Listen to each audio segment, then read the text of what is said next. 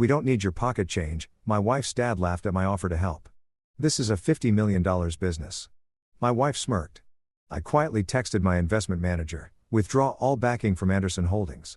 Their emergency board meeting started in 10 minutes. The chandeliers in the Anderson estate dining room cast everything in gold. The silverware, the crystal, the faces of people who'd never known what it meant to count pennies. I sat at the far end of the table, the chair that had become mine by marriage, but never by acceptance, watching my wife Claire laugh at something her father said. The sound was champagne bubbles and country club tennis lessons. The kind of laugh that had drawn me in 5 years ago when I was still stupid enough to believe love could bridge the gap between old money and no money. Michael Claire's father, Richard Anderson, said my name the way you'd acknowledge a waiter. Claire tells me, you've been looking at the quarterly reports. I set down my fork carefully. The Filt Minen on my plate cost more than my mother's weekly grocery budget used to be back when grocery budgets mattered. There are some concerning trends in the concerning. Richard chuckled, cutting me off. He reached for his wine, a 1982 Chateau Margaux that he'd opened without ceremony. The way other people open bottled water. That's adorable. Claire's mother, Patricia, smiled that smile. Wealthy women perfect over decades of charity galas and polite dismissal. Michael, dear, you have to understand. Richard has been running this company since before you were born. I understand that, I said quietly. I'm just saying that the real estate division is over-leveraged and the tech acquisition from last quarter. Pocket change, Richard interrupted, waving his hand. You're thinking in thousands, son. We think in millions, son. He'd been calling me that for 5 years, and it had never once sounded warm. Claire leaned forward. Her diamond bracelet, an anniversary gift from her parents, not from me. Catching the light. Honey, maybe we should leave the business, talk to people who understand the business. Something in her tone made me look at her. Really look at her. The woman I'd married had been kinder. Or maybe I'd just been too dazzled by her world to notice the edge beneath the polish. When had that changed? Or had it always been there, hidden behind the country club smile and the promise that love was enough? I do understand the business, I said, my voice still even. Years of growing up poor had taught me to keep my emotions locked down, to never give people the satisfaction of seeing you bleed. I've been studying it for months. The debt-to-equity ratio is Michael. Richard sat down his wine glass with a soft clink that somehow sounded like a gavel. Let me be direct. I appreciate that you're trying to contribute. I really do. It's sweet. But Anderson Holdings is a $50 million enterprise. We have entire departments full of Harvard MBAs whose sole job is to analyze what you're talking about. We don't need. He paused and something cruel flickered in his eyes. Your pocket change. The table went quiet. Claire's brother, Jonathan, smirked into his napkin. Patricia suddenly became very interested in her wine. Claire looked at her plate and that more than anything cut through me like a blade. She didn't defend me. She didn't even look uncomfortable. I see, I said softly. Richard seemed to take my quiet response as acquiescence. He smiled. Expansive now, generous in victory. Look, your family. You married our daughter, but let's be realistic about what you bring to the table. You have your little software consulting business, and that's fine for what it is. But this, he gestured broadly at the dining room, at the mansion, at the empire he'd built. This is generational wealth. This is legacy. You don't build this with pocket change and good intentions. No, I agreed, pulling my phone from my pocket. You build it with capital. Exactly, Richard said, pleased that I was finally understanding my place. Capital scale connections, things that take decades too. Speaking of capital, I interrupted, my fingers moving across my phone screen. I need to make a quick call. Excuse me, I stood, pushing back from the table. The Persian rug beneath my feet cost more than the car I'd driven in college. The car I'd lived in for 3 months when my consulting business was failing, and I was too proud to ask Claire's family for help. Pride. Funny how that works. They'd mistaken my pride for gratitude, my silence for acceptance, my patience for weakness. Michael, we're in the middle of dinner. Patricia protested weakly. This will just take a moment, I said, already walking toward the study. It's less than urgent. Behind me, I heard Jonathan mutter something, heard Claire's soft laugh. The sound followed me down the hallway, past family portraits of Anderson stretching back generations. All of them looking down with the same expression Richard had just worn, abused condescension, the look of people who'd never had to fight for anything. The study was dark wood and leather, old money and carnate. I closed the door behind me and pulled up my contacts. My hand was steady. That surprised me. I thought it might shake. Marcus Chun answered on the second ring. Michael wasn't expecting to hear from you tonight. Marcus, I need you to do something for me. I walked to the window, looking out at the Anderson estate grounds. 15 acres in Connecticut. The pool house was bigger than the apartment I'd grown up in. I need you to withdraw all backing from Anderson Holdings. Everything. Silence on the other end. Then everything. Everything. Michael, you're talking about approximately $37 million across various investment vehicles, loans, and equity positions. That's 90% of their operational capital. I finished. I know. Another pause. Marcus had been my investment manager for 4 years, since before I'd married Claire. Since before any of them knew that the quiet guy from nowhere had built something substantial. He'd watched me turn a failing software consulting business into something else entirely. He'd never asked why I kept it quiet. Maybe he understood that some people need to know they can survive on their own. That the safety net they're sleeping under isn't borrowed. You realize what this will do to them, Marcus said carefully. The real estate division is days away from a major closing. If we pull the bridge financing, I realize the tech acquisition from last quarter was structured with our debt facility as primary collateral. If we call it Michael. Marcus' voice gentled. I've known you a long time. I've never seen you make a decision out of anger. I'm not angry, I said, and realized it was true. I felt calm, crystalline, like I'd been walking through fog for 5 years, and suddenly the sun had burned it away. I'm just done being invisible. When do you want this executed? I check my watch. 8:47 p.m. now, all of it. And Marcus, make sure the notifications go directly to Richard's email, the one he checks obsessively. I want him to see it tonight. That's going to trigger emergency board meeting protocols.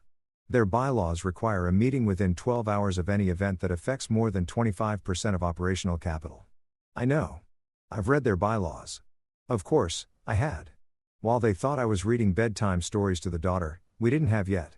The daughter Claire kept putting off because her body was still perfect and she wanted to keep it that way. I'd been reading corporate documents. While they'd assumed I was watching football in the media room, I'd been analyzing 5 years of financial statements. While they'd smiled at me across dinner tables and called me son and dear and thought I was content to be their charity case, I'd been building a very different kind of empire. It's done, Marcus said. Finally. The paperwork will hit their servers in approximately 15 minutes. Michael, are you sure about this? I've never been more sure of anything. I ended the call and stood there for a moment looking at the study that Richard considered his sanctum. The walls were covered in photographs of business triumphs, newspaper clippings announcing deals, framed stock certificates from companies he'd acquired. There wasn't a single photo of Claire. Not one picture of his daughter, just monuments to himself. When I opened the door, Claire was standing in the hallway. What was that about? She asked. She'd followed me. Or maybe she'd been sent. It was hard to tell anymore where her will ended and her family's began. Business, I said. You don't have that kind of business. Not the kind that pulls you away from dinner with my parents, don't I? Something flickered in her eyes. Uncertainty, maybe. It was foreign on her face, like she tried on a costume that didn't quite fit. Michael, you're being weird. Am I? I walked past her back toward the dining room. I'm just being myself, Claire. Maybe you've never noticed. That's not fair.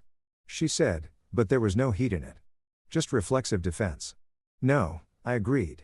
It's really not. We returned to the dining room where Richard was holding court telling a story about outmaneuvering some competitor in a deal from the 8S. Jonathan was laughing on cue. Patricia was smiling her smile. This was their world. Stories about victory, about dominance, about putting people in their place. I sat down and picked up my fork. The Filt Minen was cold now, but I cut into it anyway. 9 minutes. That's how long it would take for the automated systems to process Marcus instructions, for the capital withdrawals to trigger the emergency protocols, for the emails to start hitting Richard's inbox. As I was saying, Richard continued, not even acknowledging that I'd returned. The key to business is knowing when you have leverage and when you don't. This fellow thought he could. Richard's phone buzzed, then buzzed again. Then started ringing. He frowned, pulling it from his pocket. It's Stevens, he said, referring to his CFO. I need to take this during dinner, Patricia said, throwing me a look that suggested my earlier phone call had been some kind of breach of etiquette that was now infecting her husband. It must be important, Richard said, standing. He walked to the doorway, phone to his ear. Stevens, what is it? I watched him. I didn't turn away. I wanted to see it. His face went from annoyed to confused to something I'd never seen before on Richard Anderson's face. Afraid. What do you mean withdrawn? His voice pitched higher. All of it. That's impossible. The credit facility alone is. He listened and I watched the color drain from his face. 37 million. Who authorized? He turned slowly, his eyes finding mine across the room. I held his gaze. I didn't smile. I didn't gloat. I just looked at him the way he'd looked at me for 5 years, like he was something small that didn't quite matter. I'll call you back, Richard said quietly into the phone. He ended the call with a shaking hand. Richard. Patricia's voice carried a tremor of concern. What's wrong? Someone just pulled all of Peterson Holdings' investment capital from our company, Peterson Holdings. That's what Marcus called our primary investment vehicle. It was buried under 3 layers of LLC structures and trust arrangements. The name Peterson was my mother's maiden name. The grandmother who'd raised me in a 2-bedroom apartment and taught me that dignity didn't have a price tag and revenge was a dish best served cold. Peterson Holdings. Jonathan frowned. That's the primary capital facility for the real estate division. But they've never their silent partners. They don't interfere with, they just interfered, Richard said. His eyes never left mine. $37 million withdrawn. All of it. Claire's hand went to her mouth. But that's Daddy. That's most of. I know what it is. Richard snapped. Then softer, still staring at me. Who owns Peterson Holdings? The question hung in the air like chandelier light. Beautiful and sharp. Michael. Claire's voice was small. You don't know anything about this, do you? I set down my fork carefully, the same way I'd set it down earlier when Richard had interrupted me.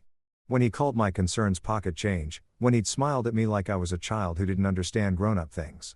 Actually, I said quietly, I own Peterson Holdings along with several other investment vehicles that you're about to become very familiar with.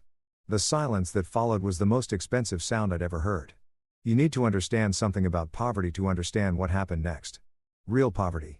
Not the kind where you complain about student loans while your parents pay your rent. The kind where you're 12 years old and calculating whether you can skip lunch for a week to help your grandmother with the electric bill. The kind where you learn to be invisible because being noticed means being mocked for your Walmart shoes and hand-me-down clothes. That was my childhood. My parents died in a car accident when I was 8. A drunk driver, a rainy night, the kind of tragedy that's mundane in its commonness. My grandmother took me in. She worked 3 jobs. I wore clothes from Goodwill and pretended not to care when kids laughed. I learned to be quiet, to observe, to understand that the world was divided into people who had and people who didn't. And I was firmly in the latter category. But I was good at math, very good. And computers made sense to me in a way people didn't. By the time I was 16, I was building websites for local businesses. By 18, I'd saved enough to go to community college. By 22, I had a degree in a failing software consulting business and absolutely no safety net. That's when I met Thomas Peterson. Thomas was old money that had somehow kept its soul. His family had made their fortune in shipping in the 1800s, and Thomas had spent his life quietly investing in things he believed in. He found me through a mutual connection when I was building a piece of software for a nonprofit. He was 78, sharp as a blade, and lonely in the way rich people get when they realize money can't buy genuine connection. We became friends, real friends. He mentored me, not in the condescending way Richard would later try to, but with genuine respect. He saw something in me, the hunger maybe, or the discipline that comes from growing up with nothing. He taught me about investment, about capital, about how money worked when you had enough of it to make it work for you. When he died 2 years before I met Claire, he left me everything. Not publicly. That wasn't Thomas's style. He'd structured it through trusts and LLCs and investment vehicles. The kind of financial architecture that kept everything quiet. He knew I'd need the privacy. Money changes how people see you. He told me once, make sure you know who loves you for who you are before you let them know what you have. So, I kept it quiet. The software consulting business was real. I enjoyed the work and it gave me a reason to be busy that people understood. But underneath, I had $37 million in liquid assets, another 15 in real estate, and a portfolio that Marcus managed with surgical precision. When I met Claire, I was myself. Just myself. A guy who worked hard, who treated her well, who loved her with the intensity of someone who'd never expected to be loved back. She was beautiful and brilliant and kind.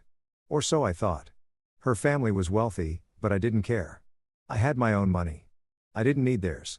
What I needed, I thought, was to be accepted, to be valued, to have someone look at me and see something worth keeping. I'd been such a fool. You own Peterson Holdings, Richard repeated slowly. He'd sat back down at the table, but his movements were mechanical, like someone in shock. You, my daughter's husband, who I thought had nothing. I finished for him.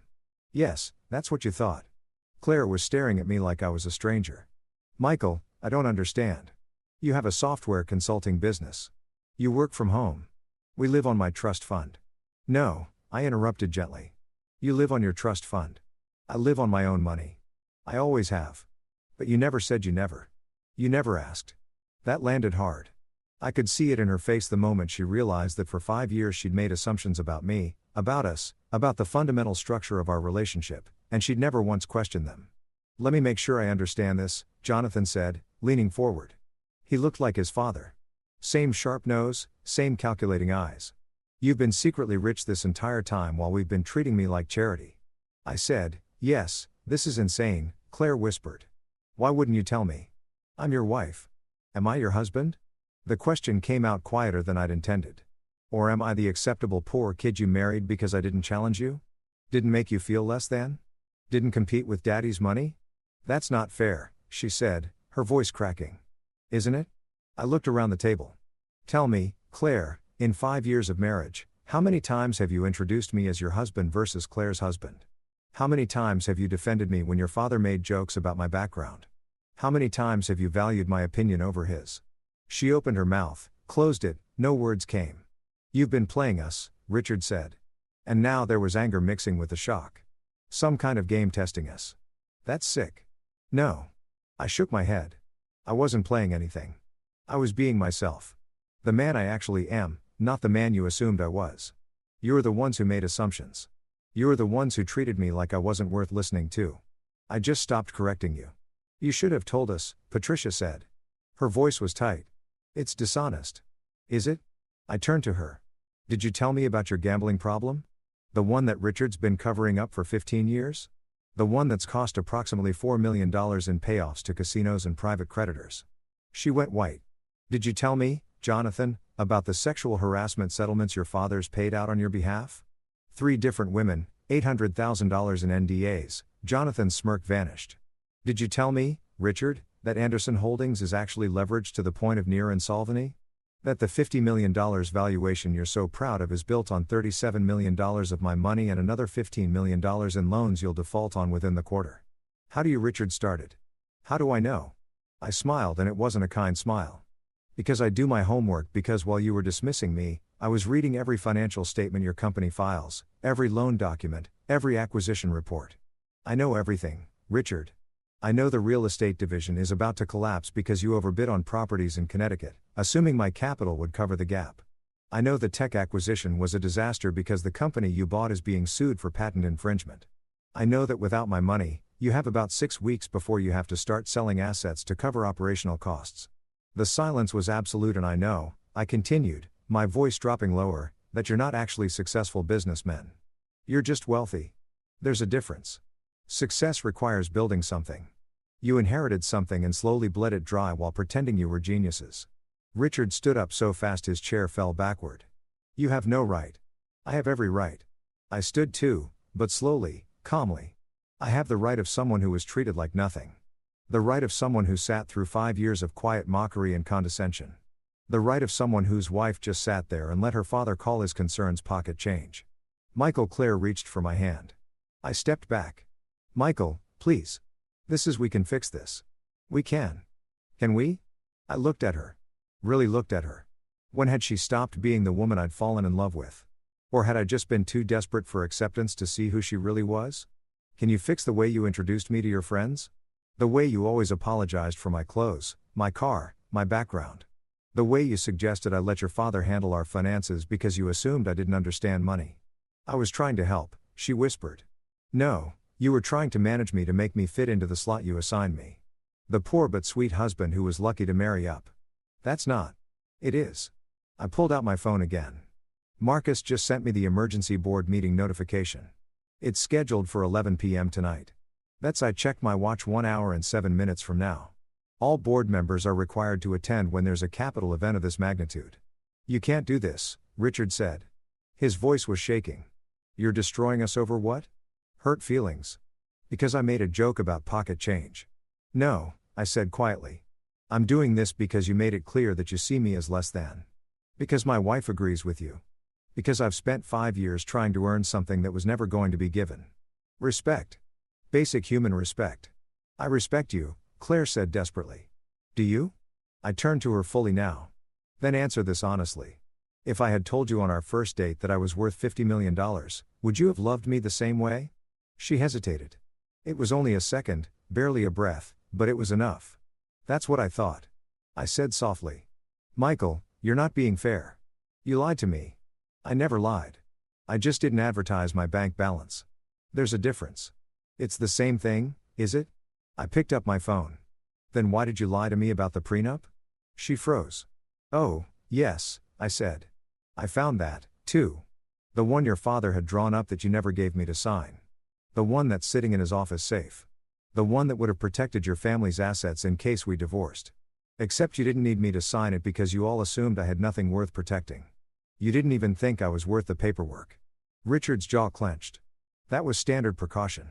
It was an insult. I cut him off. You didn't even think I warranted the respect of a legal document. I was that far beneath you. This is my fault, Claire said suddenly. This is all my fault. I should have. Michael, I'm sorry. I'm so sorry. Please. We can fix this. You can reinvest the money. Daddy will apologize. We all will. We'll treat you differently. Please. You'll treat me differently because you know I have money now, not because you realize I deserve to be treated with respect all along. That's not true, isn't it? I walked toward the door behind me. Chairs scraped as they all stood. Where are you going? Claire's voice pitched toward panic. Home. My home. The apartment I've been keeping in Manhattan. The one you didn't know about. You have an apartment in Manhattan, Jonathan said. What else don't we know? Everything that matters, I said. You don't know who I actually am. You've never asked. Michael, please. Claire was crying now.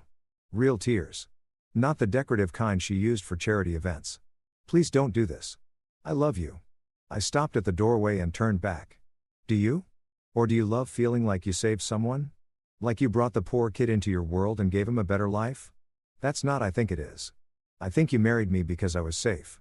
Because I didn't threaten your family's dominance. Because you could always point to me as proof that you were kind, generous, willing to love someone despite their circumstances. Despite. Her voice broke on the word, yes, despite.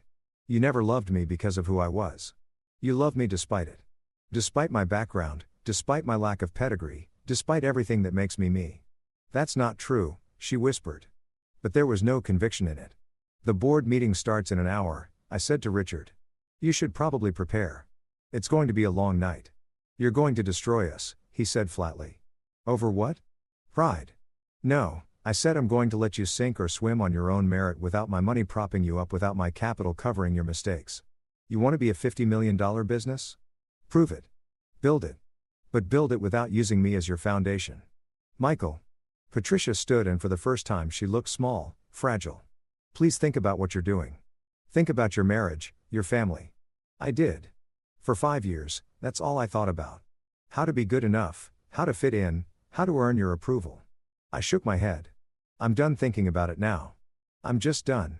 I walked out of the dining room, down the marble hallway, past the family portraits of Andersons who'd been looking down on people like me for generations. My footsteps echoed in the silence. Claire caught up with me at the front door. Michael, wait. Please, just wait. I turned. She was beautiful, even crying. Some people are like that. Their tears just another accessory. What? Tell me what to do. Tell me how to fix this. There's nothing to fix, Claire. There's just reality. And the reality is that you married someone you didn't respect. Someone you saw as a project, not a partner. That's not true. Then why didn't you defend me at dinner when your father called my concerns pocket change when he laughed at me? Why didn't you say a single word? She opened her mouth, closed it. I didn't think you didn't think it mattered because you agreed with him. No, he's my father. He's been running that company for decades. I thought you thought he knew better than me because I'm just the poor kid who got lucky, who married up, who should be grateful for the scraps of attention your family throws my way. Stop it. She grabbed my arm. Stop putting words in my mouth. Stop making me the villain. I love you. I've always loved you. Yes, maybe I haven't been perfect. Maybe I've let my family influence me too much. But that doesn't mean I don't love you. What do you love, Claire? I asked gently. The man you thought I was? The struggling consultant who needed your family's help, or the man I actually am? I don't know the man you actually are, she whispered. You never let me know him.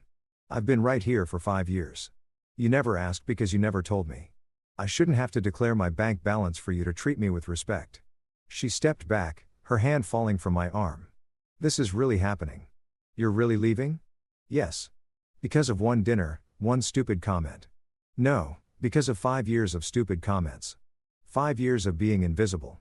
5 years of being tolerated instead of celebrated. This dinner was just the moment I stopped accepting it. What about us? Our marriage. I looked at her, the woman I'd loved, the woman I'd thought was kind. The woman who'd turned out to be just another Anderson. I think our marriage ended a long time ago. Claire, we just didn't notice because we were both pretending to be people we're not. I'm not pretending. I'm just me. Exactly. You're Richard Anderson's daughter and I'm the poor kid who got lucky. That's all I've ever been to you. That's not fair. No, I agreed. It's really not. But it's honest. I opened the door. The November air was cold, sharp, real in a way the temperature-controlled mansion never was. Michael, her voice stopped me one more time. If you do this, if you destroy my family's business, I'll never forgive you. I turned back. Claire, I'm not destroying anything. I'm just removing my support. If your family's business can't survive without my capital, then it was never really successful to begin with. It was just expensive. That's the same thing as destroying it. No, it's the same thing as revealing the truth. I walked to my car, a 5-year-old Honda Civic that I'd kept, despite Claire's protests that it was embarrassing. It had been my grandmother's car. She'd saved for 3 years to buy it. It meant something to me that no Tesla or Mercedes ever could. As I drove away from the Anderson estate, my phone started ringing. Richard, then Jonathan, then Claire, then Richard again. I let it ring. Behind me, the mansion glowed like a jewel box, beautiful and empty. I had an hour before the board meeting would start. An hour before Richard and his executives would gather to discuss the capital event that was going to change everything. An hour before they'd have to face the reality that their $50 million business was built on foundations they didn't control. I wasn't going to that meeting. I didn't need to. Marcus would handle the legal requirements, the paperwork, the transition. My role was done. I'd removed the mask. I'd stopped being invisible. Now they'd have to figure out how to survive without the pocket change they'd been standing on all along. The Manhattan apartment was quiet in a way the Anderson estate never was. Their silence was performance. The hushed reverence of wealth broken by the careful clink of crystal and the rehearsed laughter of people who'd never had to be genuine. This silence was real. Just me and the city lights stretching out beyond floor-to-ceiling windows. 30 stories above the noise. I bought this place 3 years ago. 1 bedroom, 1 bathroom, but the location was prime Soho, and the view was worth every penny of the $3.2 million I paid. Claire didn't know about it. No one did. It was mine in a way nothing else in my life had been. Not shared, not compromised, not subjected to someone else's aesthetic preferences or family traditions. I poured myself a whiskey, Pappy Van Winkle, 23 year. The kind of thing Richard would have shown off to dinner guests. I drank it alone, watching my phone light up with calls I didn't answer. The board meeting would be starting now. I imagined Richard at the head of the conference table, his CFO Stevens beside him, the other board members, hand-picked newsmen who'd rubber-stamped every decision for years, trying to understand how their world had just collapsed. My phone buzzed with a text from Marcus. Meeting started. All notifications delivered. Do you want updates? No. I typed back. Just handle the logistics. I trust you. 3 dots appeared then. Michael, are you okay? I stared at that question for a long moment. Was I okay? I'd just blown up my marriage. I destroyed my father-in-law's business. I'd revealed secrets I'd kept for 5 years. By any rational measure, I should be devastated. Instead, I felt light. Yes, I typed. I'm fine. Another message from Marcus. For what it's worth, I'm proud of you. Thomas would be too. Thomas. God, I wished he were here to see this. He'd warned me about the Andersons when I first started dating Claire. Not directly. That wasn't his style, but with gentle questions. Are you sure she sees you, Michael? The real you? At the time, I thought I knew what he meant. Now I understood. My phone rang again. Claire's mother this time. I almost answered. Patricia had always been kinder to me than Richard, though kindness from her was still edged with condescension. But what would I say? What explanation could I give that would make sense to someone who'd never had to question whether people valued her for herself or her last name? I let it go to voicemail. The whiskey burned going down. Smooth and expensive and meaningless. That was the thing about money. The thing Thomas had tried to teach me and I'd learned the hard way. It didn't change anything fundamental. Rich people had the same petty jealousies, the same insecurities, the same capacity for cruelty as everyone else. They just wrapped it in better packaging. A memory surfaced, sharp and unwelcome. 2 years ago, Claire and I had been at some charity gala, the kind of event where ticket prices started at $1,000 and went up from there. We were standing by the bar and one of Claire's friends, Catherine something, old money so old it had probably financed the Revolutionary War, had looked me up and down with barely disguised disdain. "Claire, darling," Catherine had said, her voice dripping with false sweetness. "You're so brave. I could never marry someone from such different circumstances. The cultural gap must be exhausting." Claire had laughed. Laughed. "Oh, Michael doesn't mind. He's very adaptable." Adaptable, like I was a pet who'd learned tricks. I'd stood there smiling, playing my role, being the good sport, the guy who didn't let things bother him. Inside, I'd been calculating how much Catherine's family business owed to a commercial lending facility I partially owned. Quite a lot, it turned out. I never did anything with that information, knowing it was enough. That's what people like the Andersons never understood. They thought power was about display. The mansion, the cars, the clothes, the obvious markers of wealth. But real power was quiet. It was knowing things, having leverage, being underestimated. My phone buzzed with an email notification. The board meeting minutes sent automatically to all stakeholders. I opened it, scanning the text. Emergency board meeting, Anderson Holdings. Date, November 11, 2025. Time 11 p.m. Attendees, Richard Anderson, CEO. John Stevens, CFO. Board members, full attendance. Agenda, capital withdrawal by Peterson Holdings LLC. Summary, Peterson Holdings LLC has withdrawn all capital investment totaling $37.2 million across multiple facilities, including real estate development credit line, $15.3 million. Technology acquisition bridge financing $8.7 million. Operational capital reserve $7.1 million. Equipment loans $4.3 million. Working capital facility $1.8 million. This withdrawal triggers default clauses on $12.4 million in third-party loans that were cross-collateralized against Peterson Holdings facilities. Immediate impact. Company faces approximately $49.6 million in immediate obligations with $8.1 million in available liquidity. Discussion. CEO Anderson reported that the withdrawal was unexpected and without prior notification. Attempts to contact Peterson Holdings representatives have been unsuccessful. The company's identity verification revealed Peterson Holdings is a private investment vehicle owned by Michael Peterson Anderson. Board action items. Attempt negotiation with Peterson Holdings for capital reinvestment. Explore emergency financing options. Initiate asset liquidation planning. Prepare for potential bankruptcy filing. Schedule emergency shareholder meeting for November 13, 2025. And I closed the email. Peterson Anderson. They'd used my full legal name, the one I'd taken when I married Claire, adding her family name to mine. At the time, I thought it was romantic. Now it just looked like another way I tried to fit myself into their world. Another call. Claire again. This time I answered. Michael. Her voice was raw, stripped of its usual polish. Michael, please. You have to stop this. I'm not doing anything, Claire. I withdrew my investment. That's my right. You're destroying us. You're destroying my family. No, I'm just removing myself from the equation. If your family's business was built on solid ground, my withdrawal wouldn't matter this much. That's semantics. She was crying hard now. You knew. You knew exactly what pulling that money would do. You did it on purpose. Yes, I agreed. I did. Why? Why would you hurt us like this? Hurt you? I laughed and it came out bitter. Claire, you've been hurting me for 5 years. You just never noticed because I didn't complain. That's not I don't understand what you want from me. I wanted you to see me. The actual me, not the version you created in your head. I do see you. Do you? What's my favorite book? Silence. What's the name of my best friend from college? The one I mention sometimes. More silence. What was my grandmother's name? Michael. Her name Claire. The woman who raised me. Who I talk about all the time. What was her name? I don't. This isn't fair. You're testing me. Her name was Helen Peterson, and she died 6 months before I met you. She worked 3 jobs to raise me. She taught me about dignity and self-respect and never taking from people who think they're better than you. She's the reason I am who I am. And you never bothered to remember her name. I could hear Claire sobbing on the other end of the line. You want to know what's really sad? I continued, my voice soft. I can tell you everything about you. I know your favorite childhood memory. The summer you spent in the Hamptons when you were 12 learning to sail.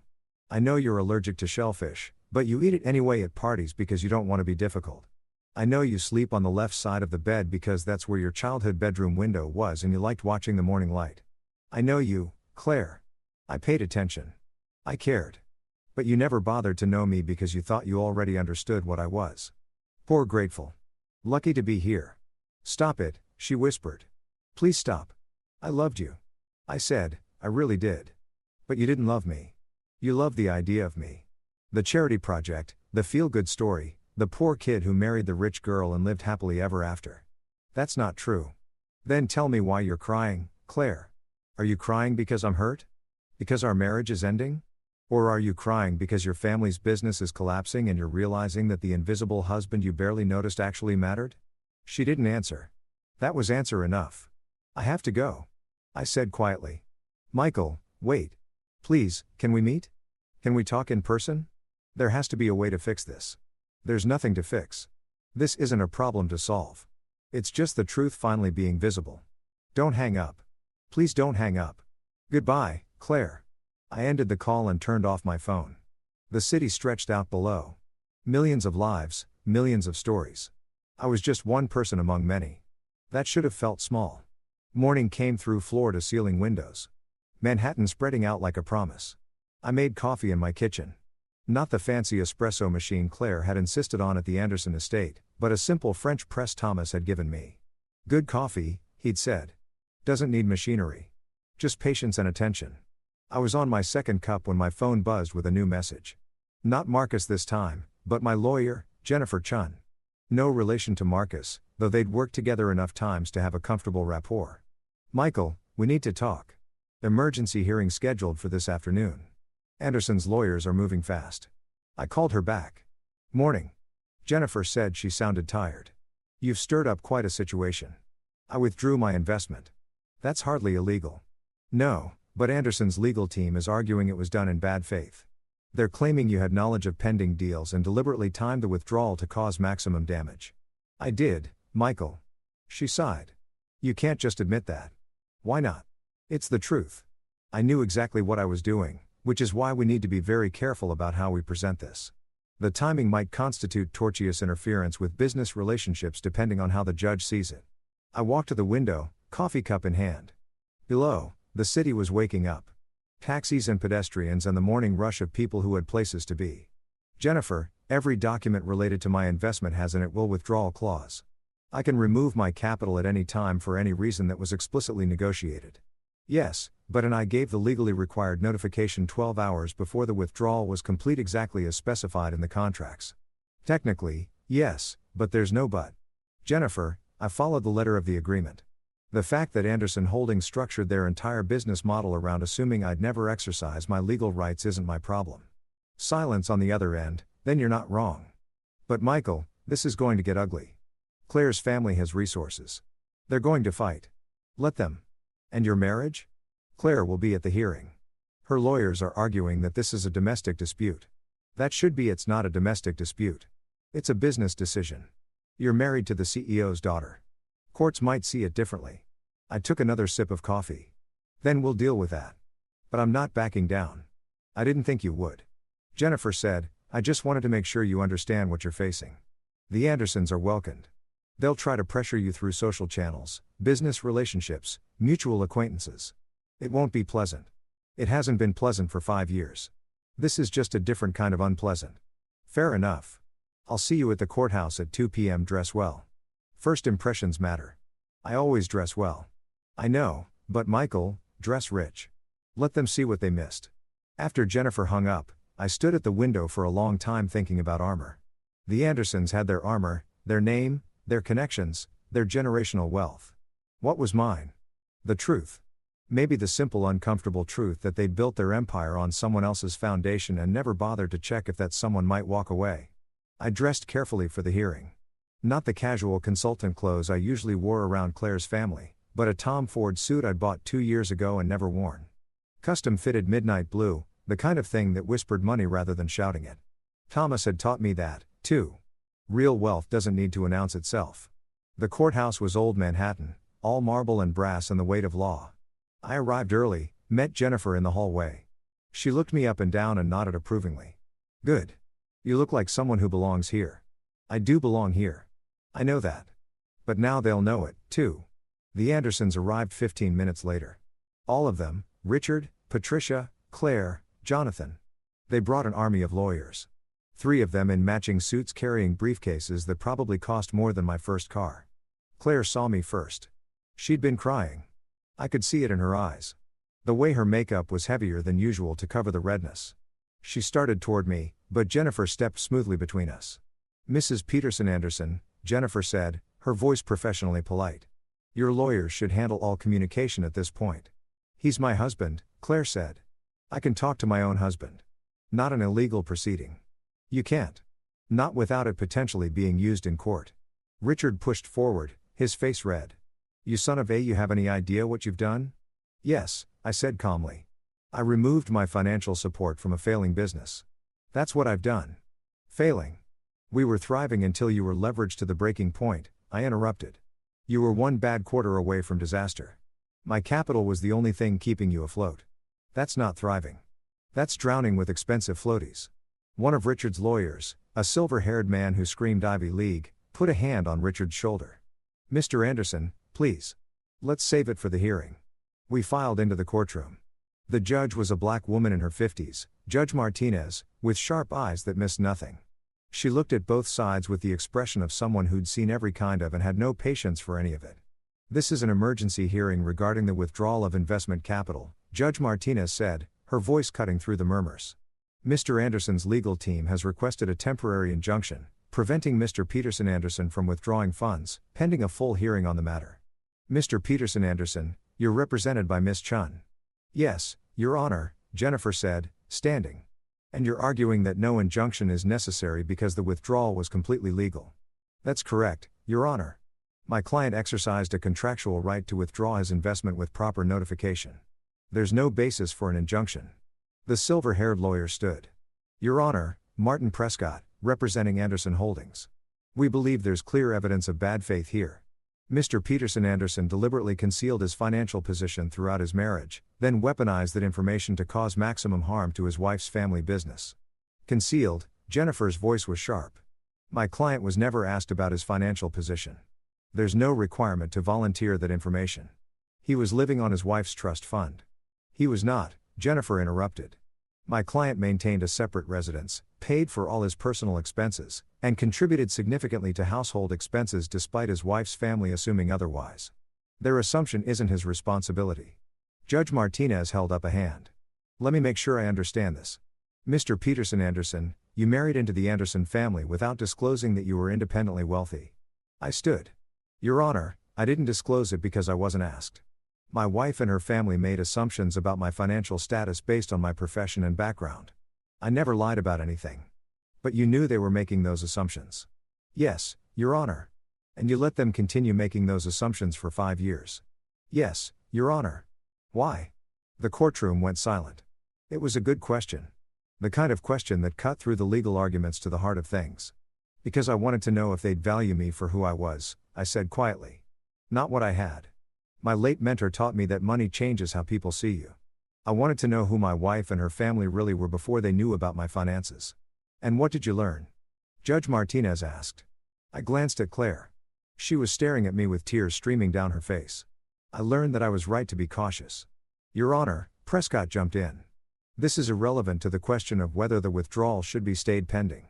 On the contrary, Judge Martinez said, it's entirely relevant. You're asking me to force someone to keep their money in an investment they no longer wish to support. That's a very high bar, Mr. Prescott. You need to show me actual illegality, not just hurt feelings. There are timing issues, Your Honor. Mr. Peterson Anderson knew about pending deals, operational dependencies, all of which were disclosed in the quarterly reports he received as a primary investor. Jennifer countered. He had every right to consider that information in making his decision, but the timing was within the contractually specified notification period. There's no requirement that he time his withdrawal for his father-in-law's convenience. Judge Martinez leaned back, studying both sides. Mr. Prescott, I'm going to be honest with you.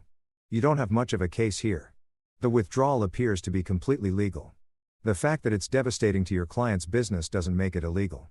Your Honor, we're talking about a personal relationship being weaponized. We're talking about a business relationship. Judge Martinez corrected. The fact that there's also a family relationship doesn't change the business realities. People divorce. People end business relationships. Sometimes those things happen simultaneously. It's not pleasant, but it's not illegal. Prescott looked like he'd swallowed something sour. Your Honor, we'd like to request a brief recess to consult with our client. Denied. Here's my ruling. The motion for a temporary injunction is denied. Mr. Peterson Anderson had a contractual right to withdraw his investment. He exercised that right appropriately, and I see no basis for court intervention. However, she turned to me. Mr. Peterson Anderson, I'm going to give you some unsolicited advice. What you did was legal, but it was also cruel. You had other options. You could have given them more warning. You could have negotiated a transition period.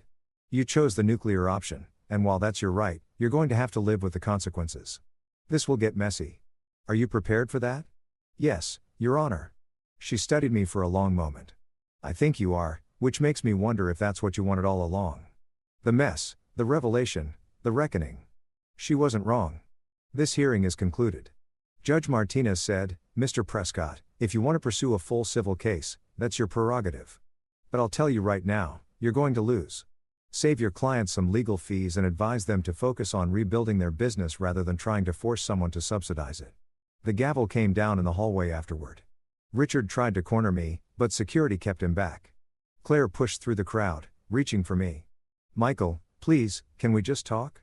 Just the two of us. No lawyers, no parents, just us. I looked at her. She was still beautiful, still my wife, technically. Still the woman I'd loved enough to marry. Okay, I said. We went to a coffee shop 3 blocks from the courthouse. Not the kind of place the Andersons usually frequented. No white tablecloths or pré menus, just coffee and pastries and people who worked for a living. Claire looked out of place in her designer dress and heels. A orchid in a field of dandelions. She ordered a latte. I got black coffee. We sat at a table by the window and for a long moment neither of us spoke. I don't know who you are, Claire said finally. I thought I knew. I thought I understood you, but I don't. You're a complete stranger. No, I said, I'm exactly who I've always been. You just never looked closely enough to see it. That's not fair. You hid things from me, important things. I hid my bank balance, not my personality, not my values, not the things that actually matter. Money matters. Michael, don't be naive. Does it? Or does it just matter to you? She flinched. That's mean. Is it? Claire, think about our relationship. Really, think about it. When did you fall in love with me? What was it about me that made you want to marry me? I don't understand why you're asking this. Because I want to know if there was ever a version of us that was real. She stared into her latte, her finger tracing the rim of the cup. You were different from the men I usually met. You didn't care about my family's money. You didn't try to impress my father. You were yourself. It was refreshing. Refreshing? I repeated like I was an interesting menu choice. Don't do that. Don't twist my words. I'm not twisting them. I'm hearing them clearly for the first time. I leaned back. You liked that I didn't care about your money because it meant you could feel generous. You could be the one with power, the one bestowing favor. You liked that I didn't try to impress your father because it meant I wasn't competition. I was safe, non-threatening, a pet that wouldn't bite. That's horrible, she whispered. Is it wrong? She looked up at me, tears streaming down her face. I did love you. I do love you.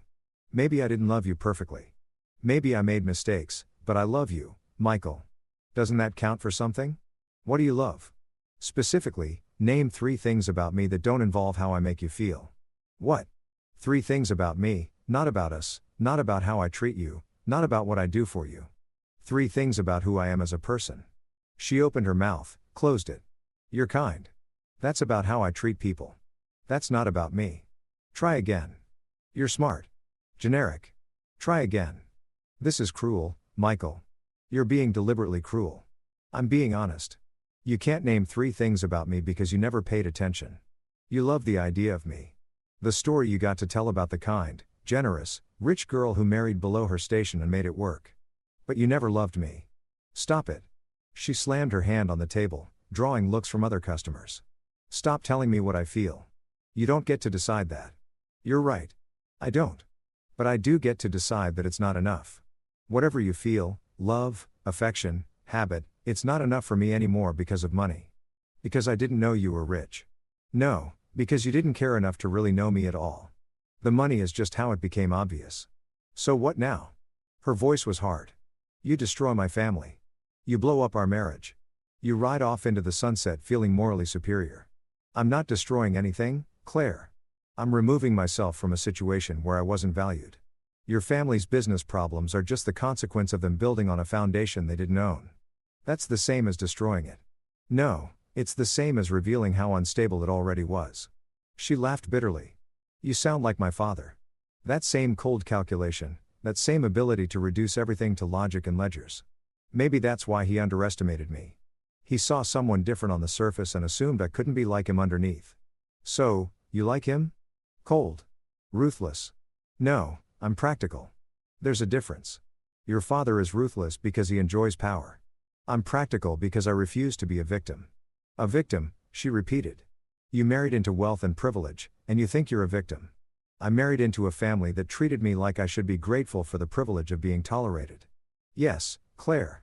I was a victim of condescension, of assumption, of casual cruelty that you people don't even recognize as cruelty because you've never experienced the alternative.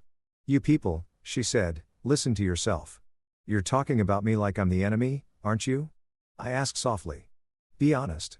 If I reinvest the money, if I fix your family's business, what changes? Do you suddenly see me differently? Does your father respect me, or do we go back to exactly how things were? Except now you're all nervous that I might pull the plug again. She was silent for a long moment, then so quietly, I almost couldn't hear it. I don't know. That's the most honest thing you've said to me in 5 years. I hate you right now, she said. I hate what you're doing. I hate that you're right. I'm sorry. Are you? You seem pretty satisfied with yourself. I'm not satisfied. I'm sad. This isn't what I wanted, Claire. I wanted a real marriage, real partnership, real respect. I tried for 5 years to earn it. But you can't earn something that should be freely given. So that's it. We're done. I think we've been done for a while. We just didn't admit it. She wiped her eyes, smearing her mascara. For the first time since I'd known her, she looked genuinely messy. Human, what happens now? You go back to your family. You figure out how to save the business or you don't. You move on with your life. And you? I do the same just like that. 5 years of marriage and you can just walk away, can't you? She looked at me. Really looked at me and something shifted in her expression. Recognition maybe or resignation. Yes, she said finally. I think I can. Then we agree on something. She stood up, gathering her purse. My lawyers will be in touch about the divorce. I'll make it easy. You can have everything that's legally yours. I don't want the house or the joint accounts or any of it. How generous, she said. But there was no bite in it. Just exhaustion. It's not generosity. It's self-preservation. I don't want anything that comes with strings attached to your family. They'll hate you forever. You know, my father, my mother, Jonathan, they'll make sure everyone knows what you did. Let them. Their opinion stopped matching to me the moment your father called my concerns pocket change. She paused at the door, looking back. For what it's worth, I am sorry. Maybe I didn't love you the right way. Maybe I took you for granted, but I never meant to hurt you. I know, I said. That's the worst part.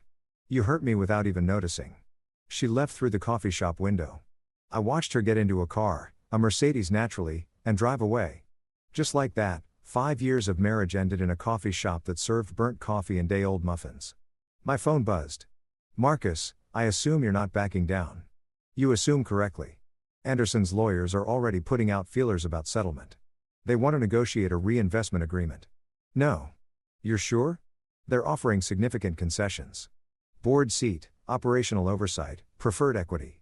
I don't want any of it, Marcus. I want out. Completely out. Then it's going to get messy. They have a lot of mutual business connections. People who pressure you. Let them. Michael. Marcus's voice gentled. I've known you a long time. I've never heard you like this. Are you okay? I'm fine. Actually, I'm better than fine. I'm free. Free is expensive when it comes with this many enemies. They're not my enemies.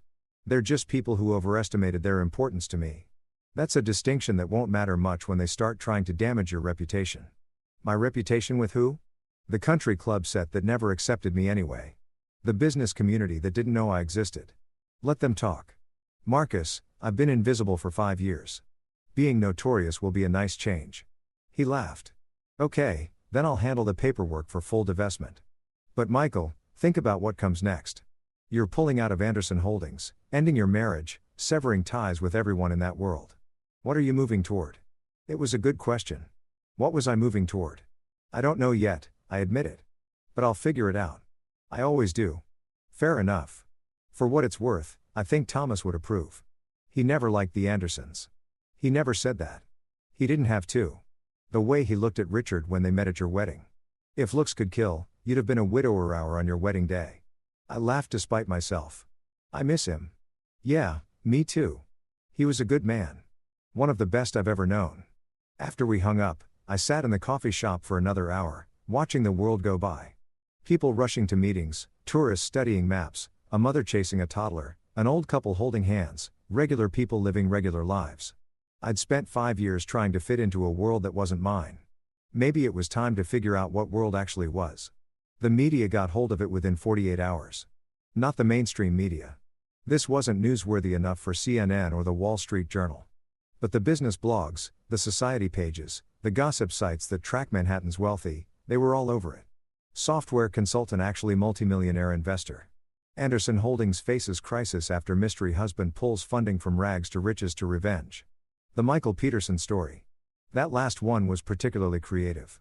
They dug up photos of me from college looking thin and hungry in clothes that didn't quite fit and contrasted them with recent photos from charity events where I stood next to Claire in my department store suits. The narrative wrote itself. Poor kid makes good, marries rich, turns out to be richer than his in-laws, destroys them in revenge. It wasn't entirely wrong, but it wasn't entirely right either. My phone wouldn't stop ringing. Friends I hadn't spoken to in years, distant relatives, former colleagues, everyone suddenly wanted to reconnect. It was fascinating how money changed the mathematics of relationship. When I was just Claire's husband, I wasn't worth the effort. Now that I was the Michael Peterson, everyone had time for coffee. I ignored most of the calls. But when I answered, Michael, it's Daniel. Daniel Kim from MIT. Daniel, my roommate from sophomore year back when MIT was more dream than reality, and I was working 3 jobs to pay tuition. We'd lost touch after graduation. He'd gone to Google. I'd started my consulting business. And our lives had diverged. Daniel, hi. Long time. I saw the news. Or what passes for news in those gossip rags. Is it true? You were secretly loaded this whole time. More or less, man. He laughed. Remember when we used to split ramen packages because they were cheaper that way and you were sitting on millions? I wasn't sitting on millions back then. That came later. Still, this is wild. Everyone from MIT is talking about it. You're like a legend now. I doubt that. No, seriously. The guy who kept it quiet, married into old money, then pulled the rug out when they disrespected him. That's some Count of Monte Cristo. It wasn't about revenge, Daniel, wasn't it? I didn't have a good answer to that. Listen, Daniel continued, I'm not calling to gossip. I'm calling because I could use your brain. I'm starting a new venture, AI-driven financial analysis tools, and I need investors who actually understand the tech. You interested? Maybe send me the prospectus. Will do. And Michael, whatever happened with your wife's family? I hope you're doing okay. I remember how you were about Claire. You really loved her. Yeah, I did. I'm sorry it didn't work out. Me, too. After I hung up, I realized something. Daniel hadn't called me because of the money. Or not just because of the money. He'd called because he remembered who I was before all of this. The guy who'd shared ramen and studied until 3 a.m. and actually gave a about the work, not just the paycheck. Maybe there was a path forward. Not back to the Anderson world, but into something new, something mine. My lawyer, Jennifer, called next. Michael, we need to talk about the divorce proceedings. That was fast. Claire's lawyers are pushing hard. They want this done quickly and quietly. Fine by me. There's going to be significant asset division to work out. Connecticut is an equitable distribution state, which means I know what it means. Give her what she wants within reason. Michael, you're worth approximately $52 million. Within reason, Could be $26 million. Then that's what it costs to end the marriage. I'm fine with it. You're fine with potentially giving your ex-wife $26 million. It's not about the money, Jennifer. It never was. It's always about the money, Michael. That's what people don't understand until they have it. Maybe, but I'd rather be poor and free than rich and trapped. You're not going to be poor. Even after the divorce, you'll still have substantial assets. But this is a lot to give up. Only if you think money is the most valuable thing I could lose. I already lost 5 years. I'm not losing any more. She sighed. Okay, I'll negotiate the settlement, but I'm putting some protection in place whether you like it or not. She doesn't get to claim any of your future earnings or business ventures, and the assets that were yours before the marriage stay yours. Fine. And Michael? Claire's family is leaking stories. Nothing actionable, just innuendo. That you manipulated their daughter. That you deliberately set out to destroy them. That the whole marriage was a con. It's ugly. Let them. It's affecting your reputation. Some of the mutual acquaintances are. They're not my acquaintances, Jennifer. They're the Andersons' friends who tolerated me when they thought I was harmless. Their opinion doesn't matter. You sound very zen about this. I'm not zen. I'm just clear. For the first time in 5 years, I know exactly what I want and what I don't want. And what do you want? I want to build something that's mine, not inherited, not married into, not riding on someone else's coattails. Mine. That's very American dream of you. I'm a very American dream kind of guy. She laughed. Okay, I'll handle the settlement. But Michael, one more thing. Anderson Holdings is in serious trouble. They're trying to raise emergency capital, but word is out about the instability. They might go under completely and you have the power to stop it. You could reinvest, save them, be the hero. I'm not interested in being their hero. They had 5 years to treat me with basic respect. They chose otherwise. So, you're really okay watching them fail? I'm okay with letting them succeed or fail on their own merit without me propping them up? That's cold, Michael. No, that's honest. Cold would be actively trying to destroy them. I'm just stepping back. The effect is the same maybe, but the intention matters, at least to me. After Jennifer hung up, I pulled out my laptop and looked at Daniel's prospectus. The AI financial analysis tools were interesting. Using machine learning to detect patterns in market behavior, predict disruptions, analyze risk. It was the kind of thing I would have loved to work on if I hadn't been so busy pretending to be someone I wasn't. I wrote Daniel back. I'm interested. Let's set up a meeting. Then I opened another email.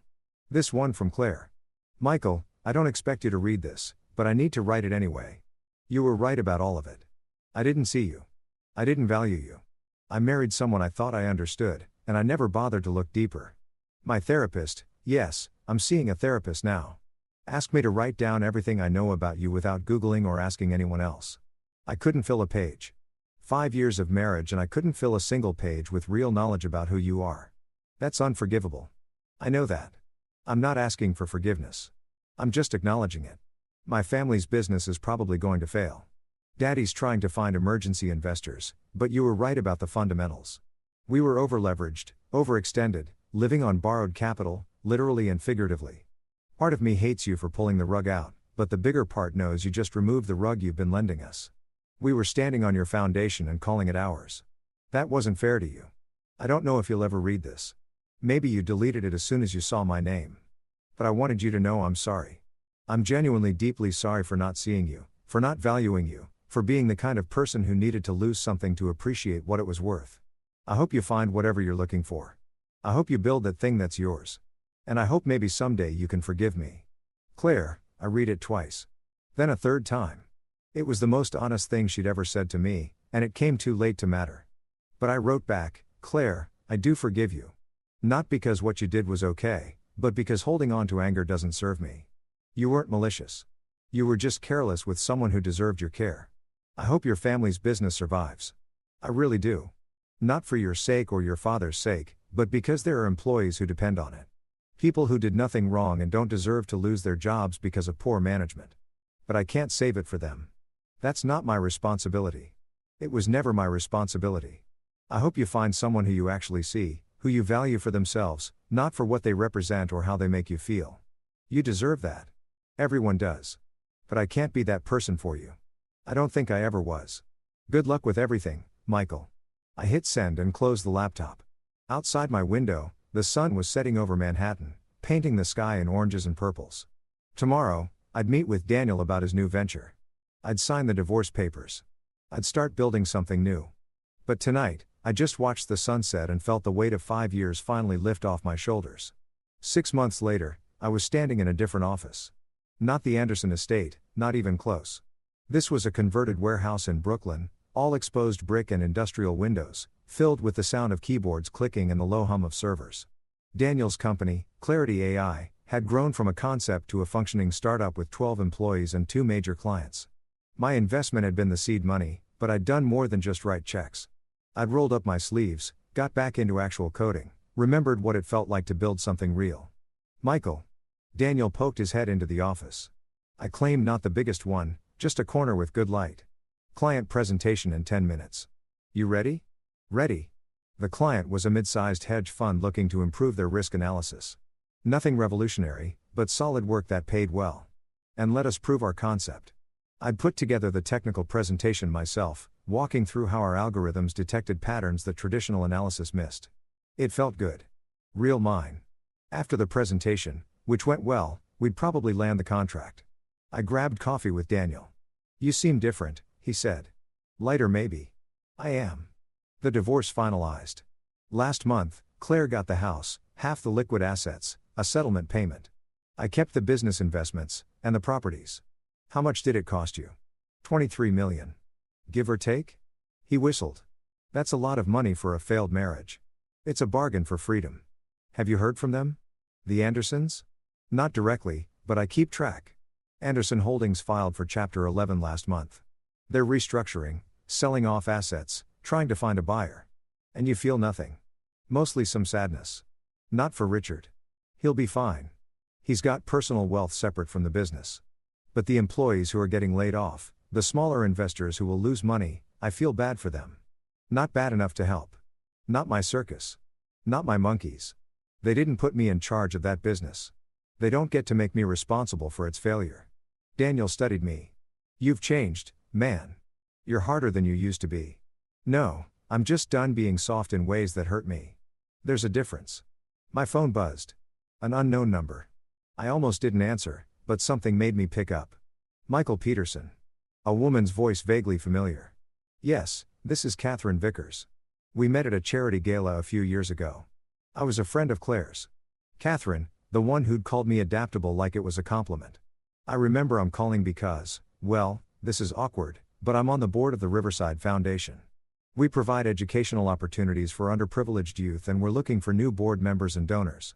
And you thought of me because you're exactly the kind of success story we want to promote. Someone who came from nothing and made something of himself. Your story is inspiring, Michael. My story is that I was quietly successful until I wasn't quiet anymore. Still, it's compelling. And you have resources now that could help a lot of kids like you used to be. I thought about that about 12-year-old me calculating lunch money, about teenage me building websites for $20 a pop, about all the times I'd wish someone with resources had seen me, helped me, invested in me. Thomas had done that, had given me the mentorship and eventually the capital to become who I was. Maybe it was time to pay that forward. Send me information about the foundation. I said, I'll think about it. Really, Catherine, if I join your board, I'm not going to be a trophy. I'm going to work. I'm going to have opinions. I'm going to push for changes if I think they're needed. If you want a quiet donor who shows up for photos and writes checks, I'm not your guy. She laughed. That's exactly what we need. Someone who will shake things up. After I hung up, Daniel grinned at me. Joining the charity circuit, maybe if I can do it my way. Your way being active, engaged, actually helping instead of just performing helpfulness. That's going to piss off the old guard. They like their charity nice and decorative. Let them be pissed. I'm done worrying about what people like that think of me. We finished our coffee and walked back to the office. The sun was setting over Brooklyn, painting the warehouse windows gold. Inside, the team was still working. Young engineers and analysts, most of them straight out of college. All of them brilliant and hungry and building something real. This was mine. Not inherited, not given, not riding on someone else's name. Mine. My phone buzzed again. This time I recognized the number. Jennifer, Michael, you need to hear this. Anderson Holdings bankruptcy trustee just contacted me. They want to negotiate a deal. What kind of deal? They're willing to sell you the company. Or what's left of it. For approximately $8 million. I stopped walking. They want me to buy Anderson Holdings. What's left of it? Yes. The real estate has been liquidated. The tech division sold off, but the core holding company and a few subsidiary assets remain. The trustee thinks you're the most logical buyer since you understand the business structure and you have the capital. That's insane, is it? You could buy it, restructure it, maybe even make it profitable again. It's a good deal, Michael. $8 million for assets that were valued at 20 plus just a year ago. Because they're worth less now. Because the business failed doesn't mean it can't be saved. I thought about it. Buying Anderson Holdings, owning the company that Richard had been so proud of. The symmetry was almost poetic. What does Richard think about this? He doesn't have a say. It's a bankruptcy asset. But word is he's furious. He's trying to find other buyers, but no one else is interested. So, I'd be buying it out from under him. Essentially, yes. I walked to the warehouse windows, looking out at Brooklyn. Behind me, my team was building something new, something that mattered. Did I really want to drag myself back into the Anderson world, even as its owner? No, I said finally. No, I'm not interested. Thanks for the heads up, Jennifer, but I'm not buying it. Michael, this is a significant opportunity for someone else. Not for me. I'm done with the Andersons. I'm done with that whole world. Let someone else save them or let the company dissolve. I don't care which. You're turning down a potential bargain acquisition because of personal feelings. I'm turning down a distraction from what I'm actually trying to build. The Anderson Holdings purchase would be revenge dressed up as business. I'm not interested in revenge anymore. I'm interested in building something that matters. That's very mature of you. Don't sound so surprised. She laughed. Fair enough. I'll inform the trustee. And Michael, for what it's worth, I think you're making the right choice. Yeah, me too. The Riverside Foundation office was nothing like I'd expected. No marble lobbies or expensive art. Just a renovated brownstone in Harlem with cheerful chaos spilling out of every room. Kids doing homework. College students mentoring. Volunteers organizing book drives. Catherine met me at the door. She looked different from the last time I'd seen her. Less polished, more genuine. Michael, thanks for coming. Thanks for inviting me. She led me through the building, explaining programs as we walked. We serve about 300 students directly with another 1,000 through our partner programs. Tutoring, college prep, scholarship support, mentorship, everything I wish I'd had when I was growing up. You grew up needing this kind of program. She smiled. The Catherine Vickers you met at that gala was fourth-generation wealth living off trust funds. But my grandfather was the first Vickers to have money. He was a janitor who saved every penny and invested in real estate when Harlem was cheap. By the time I was born, we were wealthy. But he never forgot where he came from. This foundation was his dream. I'm just trying to honor it. We reached a classroom where a dozen teenagers were gathered around laptops, clearly working on some kind of project. A young woman, mid-20s, wearing a Girls Who Code t-shirt was helping them debug something. This is our technology track. Catherine said, we partner with local tech companies to give kids real-world experience. It's our newest program. We're hoping to expand it, but we need funding and expertise. I watched the kids work.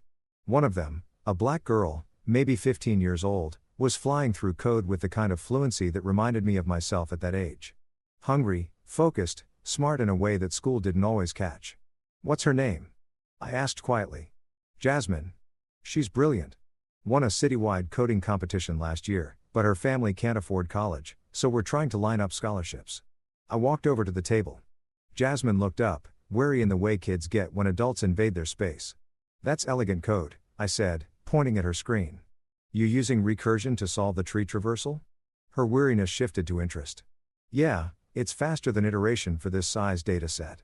Have you thought about memoization to optimize the repeated calculations? Her eyes lit up. I tried, but I couldn't get the cache management right. We spent the next 20 minutes working through the problem together. By the end, she'd optimized her code by about 40% and was grinning like she'd won the lottery. You're good at this, she said. So, are you better than I was at your age? Really? Really? What are you planning to study in college? Computer science. If I can afford to go, you'll go, I said. Trust me on that. After the tour, Catherine and I sat in her office, a cramped room with a desk drowning in paperwork and photos of students on every surface. So, she said, what do you think? I think you're doing important work. But you're thinking too small. She raised an eyebrow. Too small. 300 students. That's great, but it's not scalable. You need infrastructure, partnerships, a sustainable funding model that doesn't rely on individual donors. You need to think like a business. We're a nonprofit, Michael. We're not a business. That's exactly the problem. Nonprofits that don't think like businesses fail. You need sustainable revenue streams, measurable outcomes, scalable processes. You're running this like a passion project. It should be run like a social enterprise. That's very corporate of you. It's practical. You want to help kids? Great. Me, too. But helping 300 kids when you could be helping 3,000 is a choice. A choice to stay comfortable instead of scaling. She studied me. What are you proposing? I'll join your board. I'll donate significantly. Let's say $5 million over 5 years. But I want operational involvement. I want to help restructure the organization, build sustainable programs, create something that can outlive all of us. $5 million. It's not about the money, Catherine, though. The money helps. It's about building something that actually makes a difference. I've spent the last 6 months remembering what it's like to build things. This is worth building. And you want control. I want partnership. You know, the mission. I know organizational structure and scalability. Together, we could build something significant. She leaned back in her chair. You know what's funny? When I called you, I thought you'd write a check and show up for photo ops. I didn't expect this. This real engagement, real commitment. Most wealthy donors want their name on a building and a tax deduction. You're talking about actual work. I've got a lot of time and money and absolutely no interest in vanity projects. This is real. These kids are real. The impact is real. Why wouldn't I work for that? She smiled. Welcome to the board, Michael. We shook hands. Over the next 6 months, I threw myself into the foundation with the same intensity I brought to Clarity AI. I hired a management consultant to audit operations. I recruited tech companies to create apprenticeship programs. I personally mentored a cohort of students interested in computer science, including Jasmine, who is now set for a full scholarship to MIT. It felt good. Not like revenge or winning or proving anything, just good. One afternoon, I was in the foundation office reviewing quarterly reports when my phone rang. An unknown number with a Connecticut area code. Against my better judgment, I answered, Michael. Richard Anderson's voice older than I remembered. Tired. It's Richard. Silence. I didn't know what to say. I heard you're working with the Riverside Foundation. He continued that you made a significant donation. I did. That's good. That's a good organization. More silence. Michael, I'm calling because I owe you an apology. You don't owe me anything, Richard. Yes, I do. I owe you an acknowledgement that I was wrong about you. About everything. You tried to tell me the business had problems. You tried to help. And I dismissed you. I mocked you. I treated you like you were nothing. Yes, you did. And you turned out to be right about all of it. The real estate division, the tech acquisition, the leverage, everything you warned about came true. I take no pleasure in that. I didn't expect you would. You're not that kind of person. I should have seen that. Claire should have seen that. We were so busy assuming we knew who you were that we never bothered to actually look. Why are you calling me Richard? A long exhale. Because I'm dying. That stopped me. What? Pancreatic cancer. Stage 4. The doctors give me maybe 6 months. I'm sorry. Are you after everything? Yes.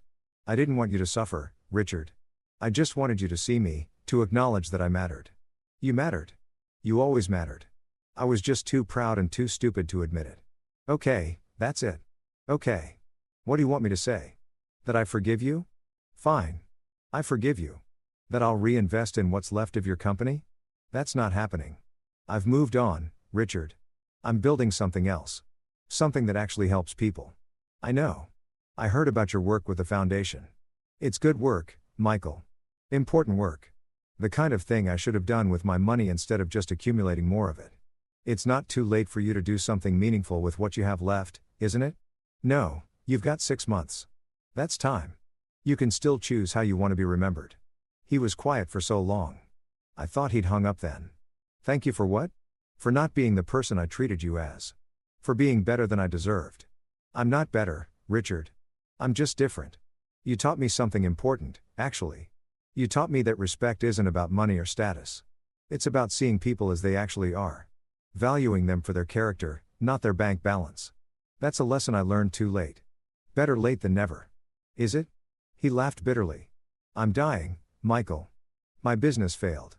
My daughter divorced the best thing that ever happened to her. My legacy is a cautionary tale. When was it better that I learned this lesson?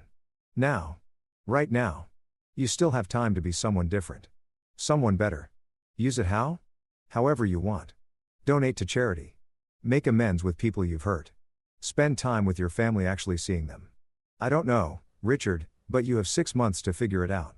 That's more than some people get. Another long silence. Then will you come to the funeral? When the time comes. I don't know. Maybe. We'll see. Fair enough. Goodbye, Michael. Goodbye, Richard. After I hung up, I sat there for a long time, thinking about endings and beginnings and the strange way life circles back on itself. Richard Anderson was dying. The man who dismissed me, mocked me, treated me like I didn't matter. He was dying, and he'd called to apologize.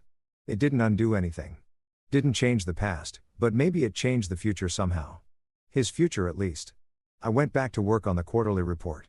There was too much to do, too much to build, to spend time dwelling on what couldn't be changed. Richard died 4 months later. I didn't go to the funeral, not out of spite, but because I'd moved beyond needing that kind of closure. Claire sent me an invitation, and I sent flowers. White lees, a simple card for the lessons, wanted and unwanted. Rest in peace. Patricia called me a week after the funeral. Michael, I want to thank you for the flowers. They were lovely. You're welcome. I also wanted you to know that Richard changed his will. 3 months ago, he left a significant portion of his personal estate to the Riverside Foundation. $2 million. I sat up straighter. He what? He said you inspired him. That you showed him what meaningful wealth looked like. He wanted to contribute to that legacy. I don't know what to say. You don't have to say anything. I just wanted you to know he died with some regrets, but he also died trying to be better. That counted for something.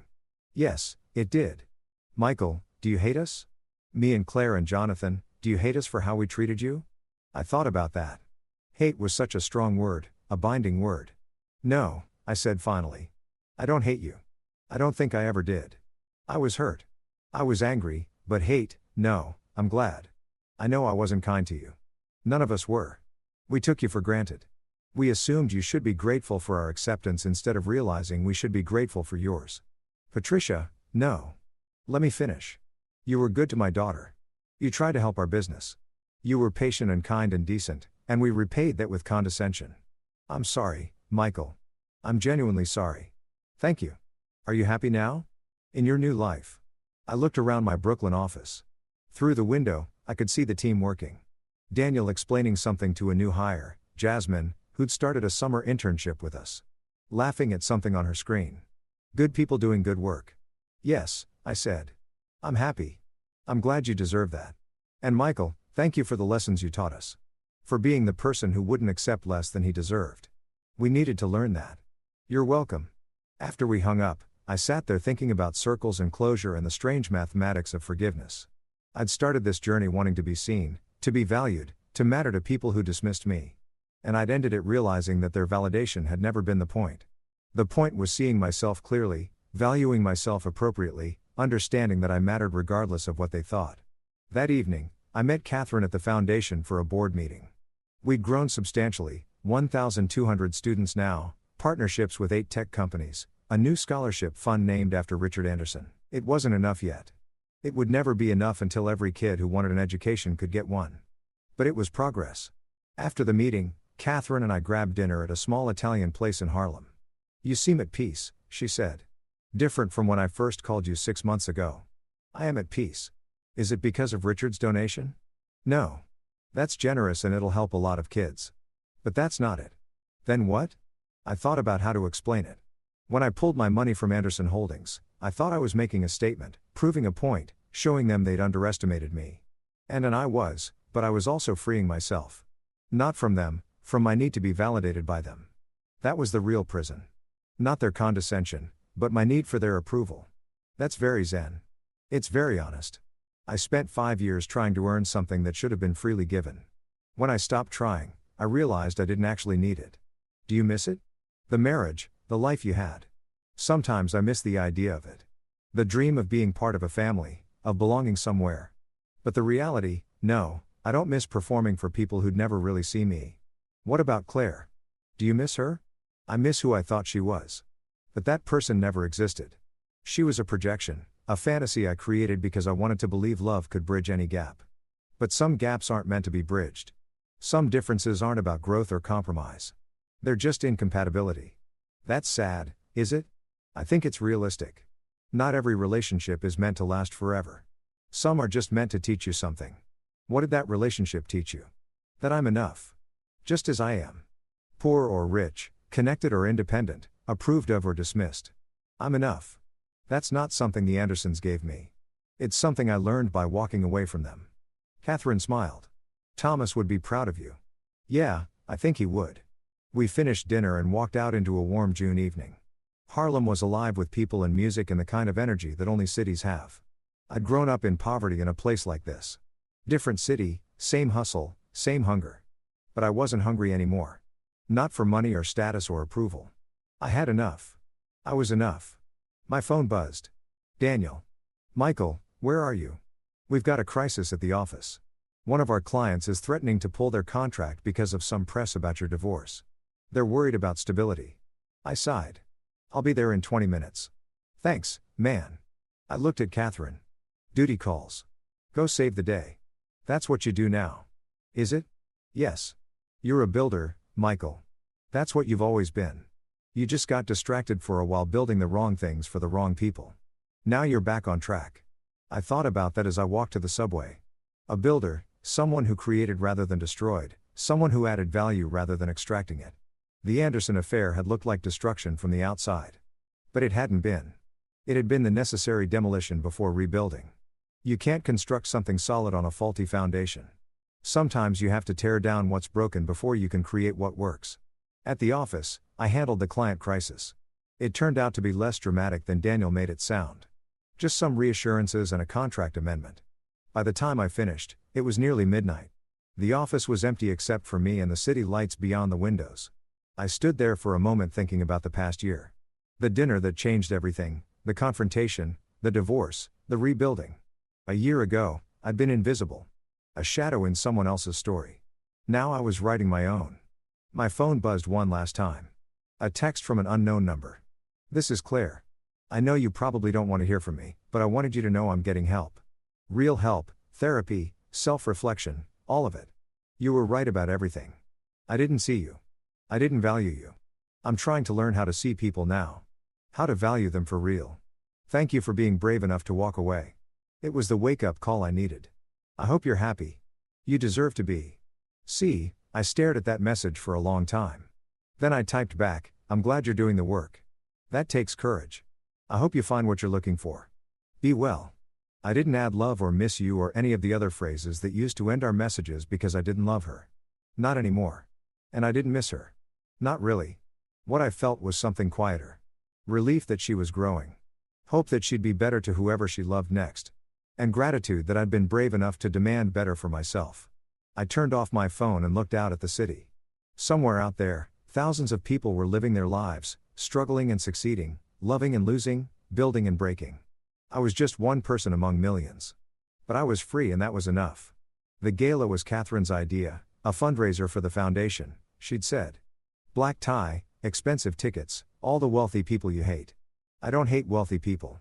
I just hate the ones who think wealth makes them better than everyone else. So, most of them, fair point. But I went, wore my best tuxedo, Tom Ford again, because if you're going to do black tie, do it right. The venue was the Metropolitan Museum of Art, rented for the evening, full of the kind of people who wrote five-figure checks without blinking. The foundation had grown exponentially. We were serving over 5,000 students now across 3 cities with plans to expand nationally. The scholarship fund was endowed at $15 million. The technology track had placed 68 students in top engineering programs. We'd become a case study in scalable philanthropy. I was giving the keynote speech. Catherine had insisted. You're the face of this organization. She'd said, you're the founder. You should speak. You're the story everyone wants to hear. Poor kid makes good, gives back, creates lasting change. That's compelling, Michael. It's also reductive. It's also true. So there I was, standing backstage, waiting to be introduced when I saw her, Claire.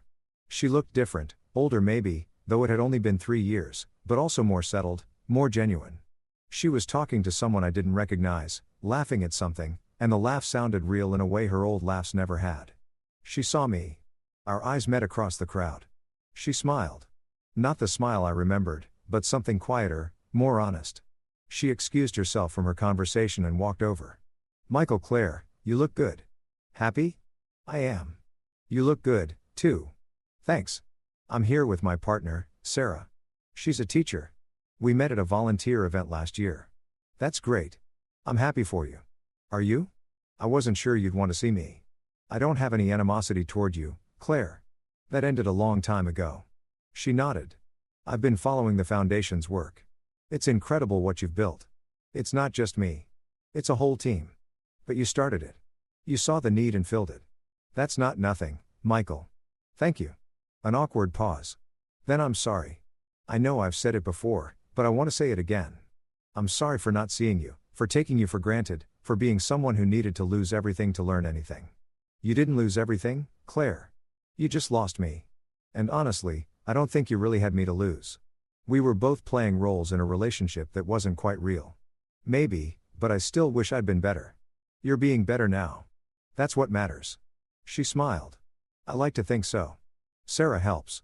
She calls me on my makes me actually look at people instead of just categorizing them. She sounds good for you. She is. And you? Anyone special? I thought about the question.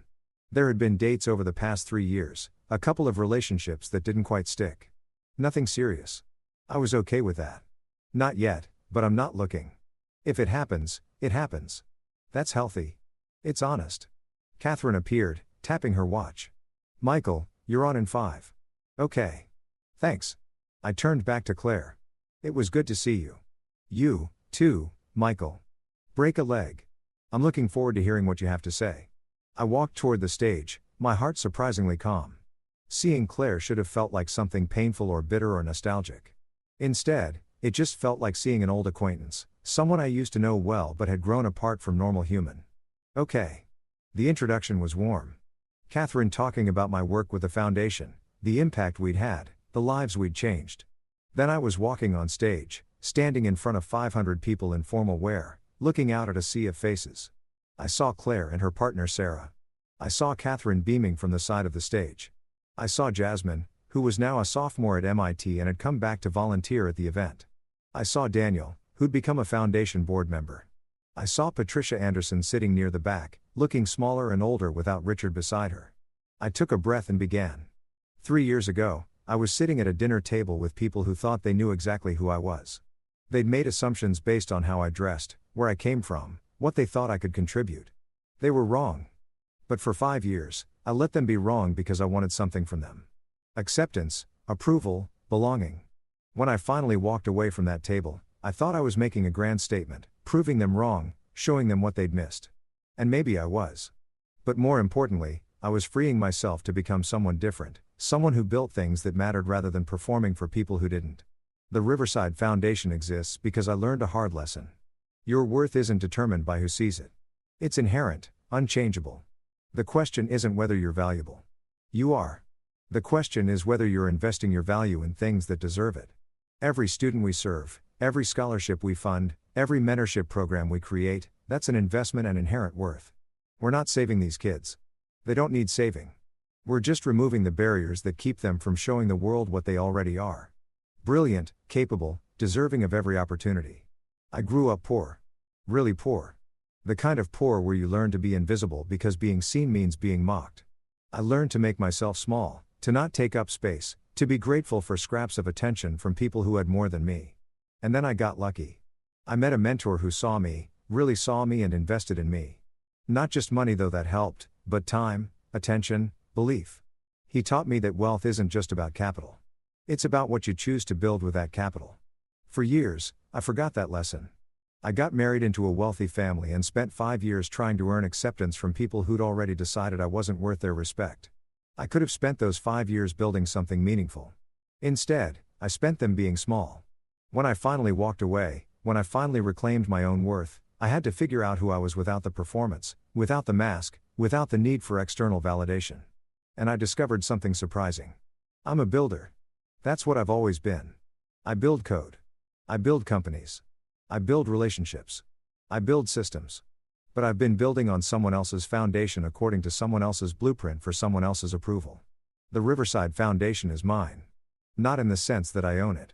It belongs to all of us, to the students we serve, to the community we're part of. But it's mine in the sense that I chose it. I built it. I invest in it every day because I believe in it, not because anyone told me to.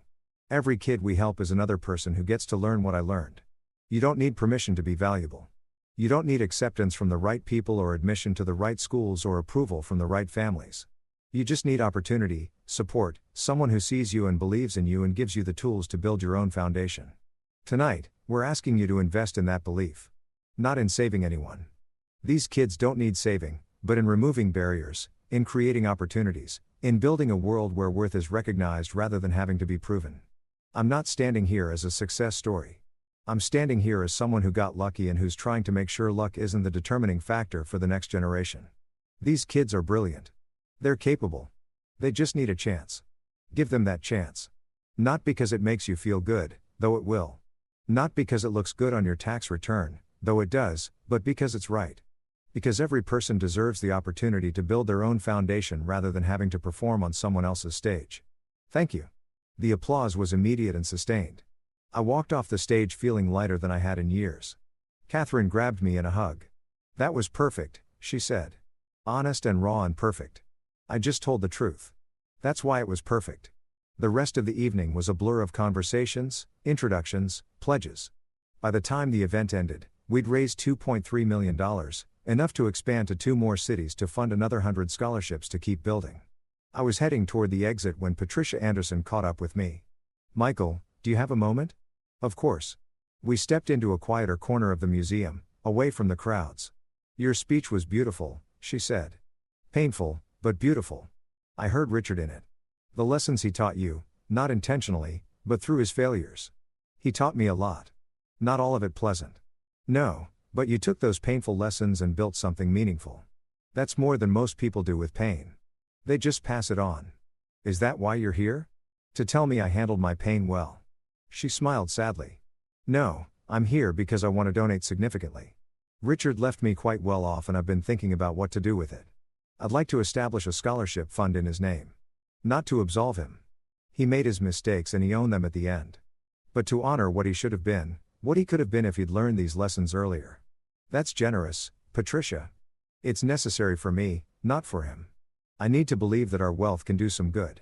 That our family's legacy can be more than just what it was. How much are you thinking? $5 million endowed specifically for first-generation college students from working-class backgrounds. Kids like you were kids who shouldn't have to be invisible to survive. I felt something catch in my throat. That would change a lot of lives. Good lives should be changed. We had the resources to do it all along. We just never thought to ask how. We were too busy protecting what we had to think about what we could give. I'll make sure it's used well. I know you will. You always did understand what mattered. We just couldn't see it. She started to walk away, then turned back. Michael, I know this doesn't change anything. Doesn't undo the hurt or the years you spent being dismissed, but for what it's worth. I see you now. I really see you, and I'm sorry it took so long. Thank you, Patricia. That means something. After she left, I stood there for a moment processing. $5 million from the woman whose husband had called my concerns pocket change. The symmetry was almost too perfect. But it wasn't about symmetry. It wasn't about revenge or vindication or proving anything. It was about taking something broken and building something better. I walked out into the New York night. The city stretched out around me, alive and indifferent and full of possibility. 3 years ago, I'd walked out of a different building, away from a different life, not knowing what came next. Now I knew what came next was this. Building, growing, investing in things that mattered. Creating opportunities for people who deserve them. Living honestly instead of performing carefully. My phone buzzed. A text from Jasmine. Saw you on the live stream. That speech made me cry. Thank you for seeing us, for building this, for showing us that our worth doesn't depend on anyone else's recognition. I typed back, thank you for reminding me why this matters. Keep being brilliant. Then I walked home through the city streets, past restaurants and shops and people living their lives. I wasn't invisible anymore, but I also wasn't performing. I was just present, real enough, and that I realized was exactly what I've been searching for all along. The documentary crew wanted to film in the Anderson estate for the full circle. The director said, You started there and now the foundation has expanded to serve 10,000 students. That's the story. The story isn't about revenge, I told her. It's about recognizing your own worth. We know, but the setting matters. It's visual metaphor. So, there I was, back in the dining room where it had all started. The house had been sold after Patricia died. She'd left most of her wealth to the foundation, another $7 million that pushed our endowment past $50 million. The new owners had agreed to let us film for a day. The chandelier was the same. The table was different. Everything felt smaller than I remembered. Tell me about that night, the director prompted. The dinner where everything changed. I looked at the head of the table where Richard had sat. I came to that dinner thinking I could help. I'd been studying their business for months, seeing the cracks in the foundation. I thought if I could just explain it clearly enough, they'd listen. But they didn't. No, they laughed. Called my concerns pocket change. Made it clear that I didn't matter, my opinion didn't matter, that I was just. I paused, looking for the right word, tolerated. I was tolerated, not valued. And that's when you decided to pull your investment. That's when I decided to stop accepting being invisible. The investment withdrawal was just the mechanism. Do you regret it? The fallout, the business that failed, the marriage that ended? I thought about that. I regret the pain it caused people who didn't deserve it. The employees who lost jobs. The smaller investors who lost money. But do I regret standing up for myself? No. I'd do it again. Even knowing what it would cost. Especially knowing what it would cost because I also know what I gained. Freedom, purpose, the ability to build something that actually matters. We filmed for 3 more hours. Me walking through the estate grounds, standing in the study where I'd made that first call to Marcus, sitting at the table where I'd been dismissed. The director wanted the full story, every angle, every emotion. When we finished, I stood in the driveway, looking back at the house. 8 years since that dinner, 8 years since I'd walked out of this life and into something else entirely. My phone rang. Catherine, Michael, you need to see this. The application numbers for next year's cohort just came in. We have 12,000 applicants. 12,000 kids who want a chance. How many can we take? With current funding, maybe 2,000. Then we need to raise more money. We're already at capacity for individual donor management. We need to think about institutional partnerships, corporate sponsorships, maybe even a capital campaign. Do it. All of it. We'll figure out the infrastructure as we go. But we can't turn away 10,000 kids because of logistics. Michael, that's a massive undertaking. So was starting this foundation. So was walking away from a life that didn't fit. So was deciding to build something that mattered. We'll figure it out, Catherine. We always do. She laughed. You know what? You're right. We'll figure it out. After we hung up, I took one last look at the Anderson estate, then got in my car, still a Honda Civic, though a newer model now, and drove back to the city. The documentary would air in 6 months. It would tell the story of a man who walked away from wealth and found purpose, who turned hurt into healing, who built something meaningful from the rubble of a failed marriage and a collapsed business. But that wasn't really the story. The real story was simpler and more universal. A person who decided they were enough, who refused to be invisible, who invested their worth in things that deserved it. The real story was about every kid we'd helped who'd been told they didn't belong and proved otherwise. Every scholarship recipient who'd been invisible until someone chose to see them. Every mentor who'd invested time because they remembered what it felt like to be overlooked. The real story was about recognizing that worth isn't earned or granted or approved by others. It's inherent, present, unchangeable. You just have to be brave enough to claim it. And sometimes that bravery looks like walking away from a dinner table where you're not valued, texting your investment manager and watching the foundation crumble. Sometimes it looks like building something new from the ground up. Sometimes it looks like refusing to accept pocket change when you know you're worth so much more. I drove through the city as the sun set, painting everything in gold. The buildings, the streets, the people rushing home to lives I'd never know. Somewhere in this city, a kid was sitting at a dinner table being told they didn't matter, that their dreams were too big, that they should be grateful for scraps. Tomorrow, maybe that kid would find our foundation, would apply for a scholarship, would get the chance to build their own foundation instead of standing on someone else's. And the cycle would continue. Hurt transmuted into healing, dismissal transformed into recognition, pocket change invested into generational change. That was the real story and it was still being written.